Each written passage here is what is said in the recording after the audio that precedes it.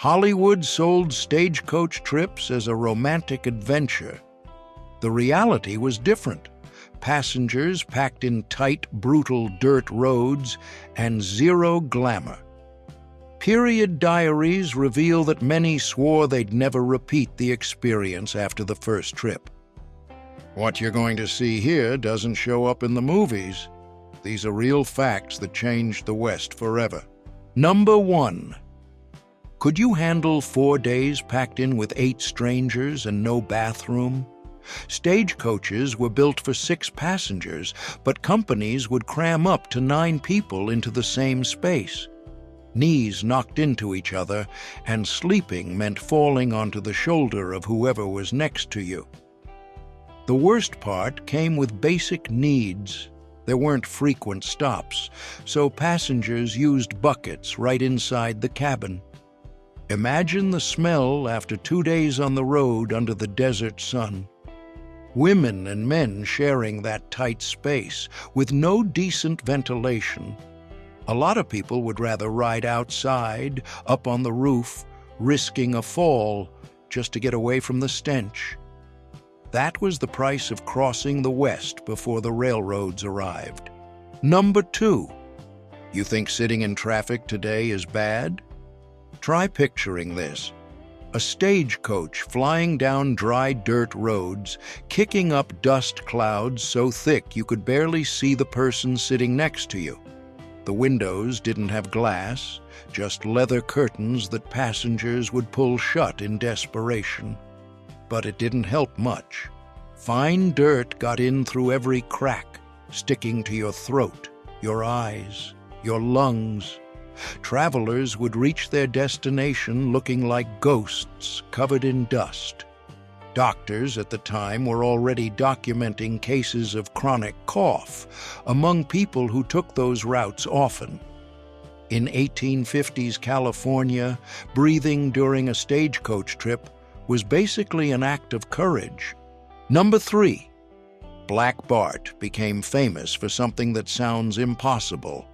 He robbed 28 Wells Fargo stagecoaches by himself without ever firing a shot. He wore a flour sack hood, spoke politely to the passengers, and left poems at the crime scenes. The most interesting part is that he never used a horse to get away. He would just disappear on foot into the mountains of California. During the 1870s and 1880s, traveling by stagecoach meant accepting that masked bandits could show up around any bend. Passengers knew the Wells Fargo strongbox was the main target, but the thieves weren't always as gentlemanly as Bart. A lot of robberies ended in violence. When they finally caught him in 1883, they found out he was a respectable gentleman from San Francisco. Number 4. The roads in the Old West were natural traps. Potholes hidden in the dust could smash wooden wheels in a second, and when a stagecoach tipped over at 15 miles an hour, there was no seatbelt to save anyone. Passengers went flying like rag dolls. In 1860s Wyoming, small-town doctors dealt with compound fractures and cracked skulls almost every week. The scariest part is that the drivers knew the risks, but the companies paid for speed, not safety. The faster the mail got there, the bigger the profit. Human lives were chalked up as an acceptable business loss. Number 5. Every 10 miles, the horses were swapped out at the stations. It doesn't sound like much, but think about it. Those animals ran at a brutal pace, hauling passengers and heavy baggage over terrain that wrecked hooves and lungs. Many of them would just drop dead from exhaustion before reaching the next stop. The Pony Express became famous for pushing horses to the point of total collapse. The drivers didn't have a choice. Delays meant lost contracts, and in hostile territory, they could cost lives. Stagecoach companies figured a horse lasted, on average, 6 months in that job. 6 months. After that, the animal was finished. It was a system that worked by burning through horses like fuel. Number 6. Imagine being stuck in a space the size of a closet with 8 strangers for days on end. Now add cholera and smallpox to that mix. Stagecoaches in the 1850s were ticking time bombs for infection. All it took was one infected passenger getting on, and that was it. Everyone became a target. Cholera could kill in hours, and smallpox left scars forever on those who survived. The worst part? Nobody knew who was sick until the symptoms showed up.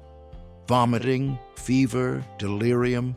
It all happened right there inside, with no stop, no doctor, no way out.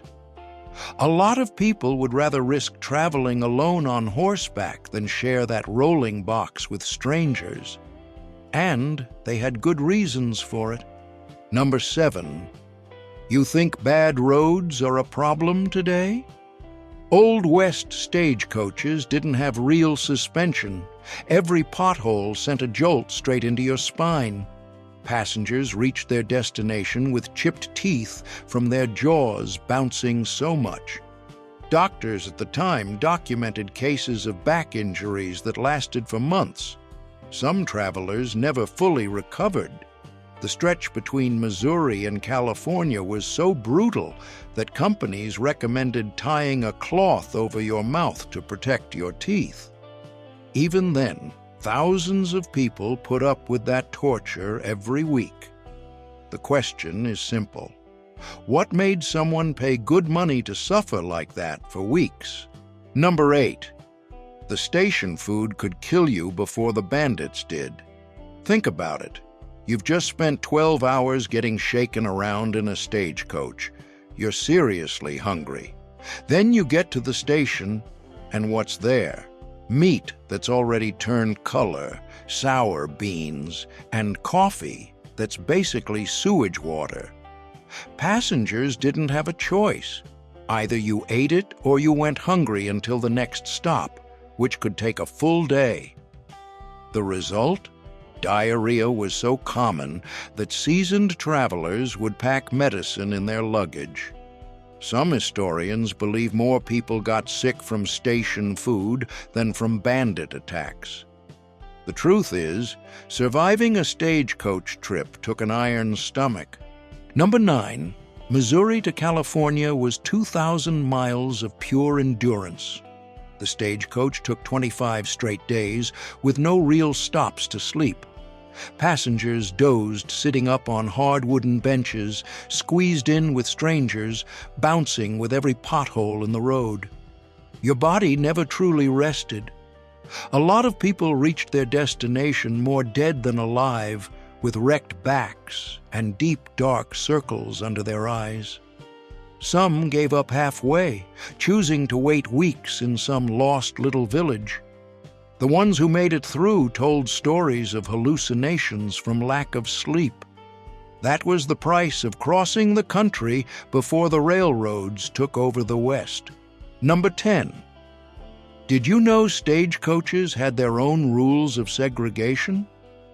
Native Americans and Chinese people were often blocked from riding inside the cabin. When they were allowed to travel, they had to ride on the roof, exposed to sun, rain, and the road dust. Stagecoach companies didn't hide this policy.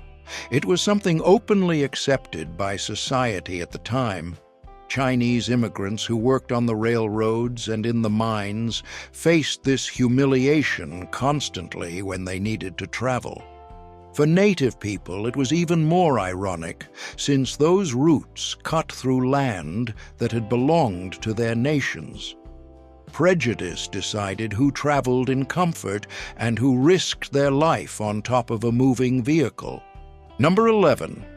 Women traveling alone, a challenge that took courage. Traveling by stagecoach was risky for anyone, but for unaccompanied women it was even worse. With no laws that really worked on isolated routes, they were vulnerable to all kinds of unwanted behavior. Drunk passengers, abusive drivers, stops at stations run by men with bad reputations. Starting in the 1870s, many began carrying small revolvers hidden in their purses or in their skirts. It wasn't paranoia, it was survival. Some companies even recommended that women travel armed. The Old West, romanticized in movies, leaves out this detail. For many pioneer women, a gun wasn't optional. It was just as essential as the ticket. Number 12. The stagecoach crossed hostile territory with no real protection. Have you ever stopped to think what it was like to cross the plains knowing it could be your last trip? In the 1860s, stagecoach routes cut through land where tribes defended their territory with everything they had. Arrows went through the thin wood of the coaches like it was paper. Passengers were sometimes handed a rifle and told only this: "If we stop, shoot." Ambushes happened in canyons where there was no way to escape. The army rarely arrived in time. Many drivers carried scars from earlier attacks and kept working because the pay was worth the risk. Scalping wasn't some movie legend. It was reality documented in military reports of the time. Number 13. The cold that killed without making a sound. Crossing the Rockies in winter was gambling with your life. Stagecoaches had no heat at all. None. Passengers had nothing but thin blankets and each other's body heat. When temperatures dropped to 30 below zero, that wasn't enough. Drivers would find passengers frozen on the benches, still sitting there like they were asleep. Hypothermia crept in slowly, first making you drowsy, then putting you into a sleep nobody woke up from. Some routes through the mountains took 2 or 3 days on the ice. Survivors said they lost feeling in their feet in the first few hours and spent the rest of the trip not knowing if they still had their toes. The Rockies' cold didn't spare anyone. Number 14. The Mojave Desert killed without mercy.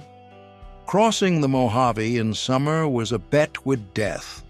Inside the stagecoach, the temperature went over 120 degrees Fahrenheit. With no ventilation, passengers literally cooked. Wells Fargo recorded trips where everyone arrived dead from heat stroke. The drivers knew stopping meant danger, but so did pushing on. Dehydration hit fast. In just a few hours, a healthy person could collapse. Some passengers drank perfume or ink, hoping to survive. Empty canteens were found next to bodies along the trails. Even so, the routes didn't stop in the summer. The mail had to go through, no matter the cost in lives. The desert didn't spare anyone. Number 15. Losing your luggage on a stagecoach trip wasn't a matter of if, but when. The rutted trails would send baggage flying off the roof without warning. Road thieves also kept an eye on whatever was tied up there. And here's a detail most people don't know.